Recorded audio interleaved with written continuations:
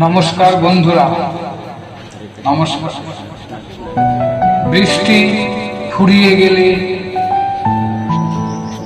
ছাতাটা যেমন আমার আপনার কাছে বোঝা মনে হয়, আবার কলমের কালি ফুরিয়ে গেলে কলমটাকে যেমন ডাস্টবিনে ছুঁড়ে ফেলে দেওয়া হয়, ঠিক তেমনি মানুষের জীবনটা যতদিন আপনি মানুষের উপকার ও কল্যাণ করতে পারবেন, মানুষ ততদিন আপনাকে মনে রাখবে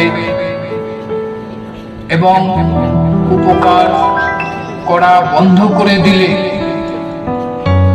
ওই পচা ডাস্টবিনের মতো আপনাকেও ছুঁড়ে ফেলে দেবে।